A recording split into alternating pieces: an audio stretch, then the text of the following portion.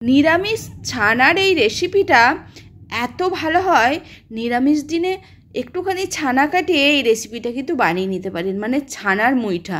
কিভাবে বানিয়েছি আপনাদের সাথে শেয়ার করি। দুর্দান্ত খেতে হয়, আর কিছু লাগেই না এই রান্নাটা করে নিলে। তার জন্য আমি এখানে 2 লিটার দুধের ছানা কাটিয়ে নিয়েছি আমার প্রয়োজন অনুসারে। তারপরে ছানাটাকে ভালো করে জলটা কিন্তু ছাঁকনিতে রেখে ঝরিয়ে নিয়েছি, জল কিন্তু একটুও নেই। এবার একটুখানি লঙ্কা গুঁড়ো দিয়ে দিলাম, খুব সামান্য, আর দিয়ে দেবো পরিমাণ মতো একটু নুন, অল্প নুন দিয়েছি। আর দিয়ে দিচ্ছি একটুখানি গরম মশলা গুঁড়ো 1 পিঞ্চের মতো। এবার দিয়ে দেবো 1.5 চামচের মতো ময়দা। ময়দাটা কিন্তু দিতেই হবে, আমি 1.5 চামচ দিয়েছি, কেউ ময়দার বদলে কর্নফ্লাওয়ারও দিতে পারেন। আর দিয়ে দিচ্ছি একটুখানি বেকিং সোডা। এই বেকিং সোডাটা দিলে কিন্তু এই মুইঠাগুলো খুব সফট এবং নরম হবে। এবার সব কিছুকে খুব ভালো করে মেখে নিচ্ছি। একটু ভালো করে মেখে নিতে হবে যাতে ছানাটা খুব ভালো করে মাখা হয়ে যায়। এইভাবে মেখে নিয়েছি। এবার এর মধ্যে দিয়ে দিচ্ছি আমি 1.5 খানা আলু সেদ্ধ করে রেখেছিলাম, সেই বুঝে দিয়ে দিলাম। তবে ছানাটা যেরকম নেবেন সেই বুঝে আলুটা দিতে হবে। আমি 2 লিটার দুধের ছানার মধ্যে 1.5টা আলু দিয়েছি। আলুটাকেও খুব ভালো করে মেখে নিতে হবে যাতে একটুও দলা না থাকে। কেউ চাইলে আলুটাকে গ্রেট করে নিতে পারেন, তবে আলুটা খুব ভালো সেদ্ধ হয়ে গেছিলো, ওই জন্য আমি আর গ্রেট করলাম না। এবার ছানার সাথে খুব ভালো করে আলুটাকে মেখে নিয়ে একটা ডো তৈরি করে নিয়েছি। এবার একটু করে নিয়ে এমনি করে হাতে করে মুঠো করে করে বানাবো। মুইঠা হাতে করে মুঠো করেই বানাতে হয়, তাই হাতের মধ্যে এইভাবে মুঠো করে বানিয়ে নিচ্ছি, মানে মুঠো করে একটু লম্বা করে নেব। এইভাবে সবগুলোই আগে বানিয়ে নেব। পরিমাণ যেমন বড় করতে চাইবেন সেই বুঝেই কিন্তু ছানাটা নিয়ে বানিয়ে নিতে হবে। এইভাবে সবগুলোকেই আগে তৈরি করে নেব। সবগুলো আমার তৈরি হয়ে গেছে।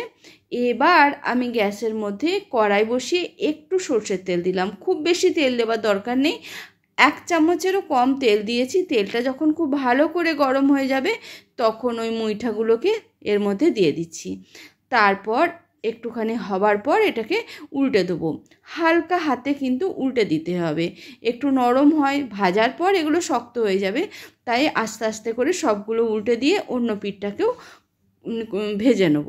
দুটো পিঠই খুব ভালো করে ভেজে এগুলো তুলে নিয়ে বাকিগুলোকেও একইভাবে ভেজে নেব, কারণ 2 লিটার দুধে আমার অনেকগুলোই মুইঠা হয়েছিল। বাকিগুলো ভাজতে দিয়ে আমি একটা মশলা বানিয়ে নিচ্ছি। তার জন্য একটা বাটির মধ্যে আমি 4 চামচের মতো টক দই নিয়ে নিলাম। এবার এর মধ্যে দিয়ে দেবো একটু হলুদ গুঁড়ো, 1 চামচের মতো হলুদ গুঁড়ো দিয়ে দিয়েছি, একটু লঙ্কা গুঁড়ো দিয়ে দিলাম, একটু জিরে গুঁড়ো দিয়ে দিলাম, আর একটু ধনে গুঁড়ো দিয়ে দেবো এর মধ্যে। এই টক দইয়ের সাথে মশলাটা মেশালে কিন্তু দারুণ লাগে খেতে। এবার দিয়ে দিলাম চিনিটাও এর মধ্যেই দিয়ে দিলাম, দিয়ে খুব ভালো করে মিশিয়ে নেবো। একটু মিষ্টি মিষ্টি হবে তাই আমি চিনিটা একটু বেশিই দিয়েছি, 1.5 চামচের মতো। এবার দইয়ের সাথে সব কিছু মশলা চিনি মিশিয়ে নিয়ে এটাকে রেখে দেবো চিনিটা যতক্ষণ না গলে যাচ্ছে। ভালো করে মিশিয়ে নিয়ে রেখে নিতে হবে 10-15 মিনিটের মতো, কিন্তু এইভাবে মিশিয়ে নেবো যাতে মশলাটা খুব ভালো করে দইয়ের সঙ্গে মজে যায়। এবার আর একটা মশলা বানিয়ে নিচ্ছি। একটা মিক্সির মধ্যে কয়েকটা কাজু আর একটু চিনেবাদাম নিয়ে নিলাম, আর দিয়ে দেবো একটুখানি জল দিয়ে এর একটা পেস্ট বানিয়ে নেব। এদিকে কড়াইয়ে সব মুইঠাগুলো ভাজা হয়ে গেছে। কড়াইয়ের মধ্যে আরেকটু সর্ষের তেল দিয়ে একটা তেজপাতা ফোড়নে দিয়ে দিচ্ছি। এবার কেউ চাইলে এই সময় গোটা গরম মশলাও ফোড়নে দিতে পারেন, কিন্তু আমি গুঁড়ো দেবো বলে দিলাম না।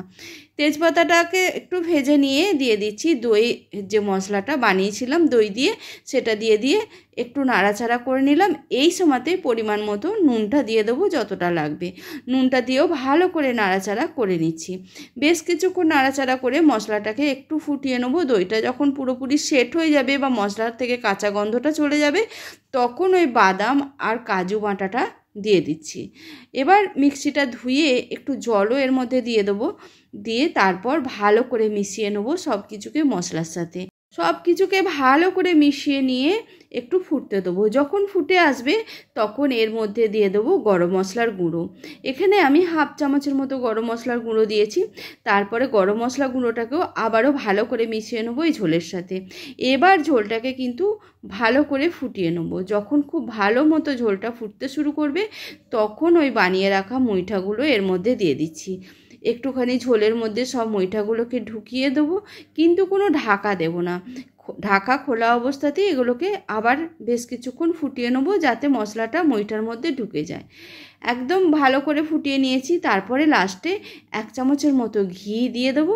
তারপর আস্তে করে ঘিটাকে মিশিয়ে নেবো। গরম মশলা আমি আগেই দিয়েছিলাম। এবার গ্যাসটাকে বন্ধ করে দেবো, কারণ ঠান্ডা হলে এটা অনেকটাই জমে যাবে, যেহেতু ছানা আছে। আর তারপরে ঠান্ডা হলে এর কালারটাও কিন্তু খুব সুন্দর আসবে। আর আমি সাজানোর জন্য কয়েকটা কাঁচা লঙ্কাও কিন্তু ওপর থেকে দিয়ে দিয়েছি। এইভাবে একবার বানিয়ে দেখবেন, দারুণ লাগে।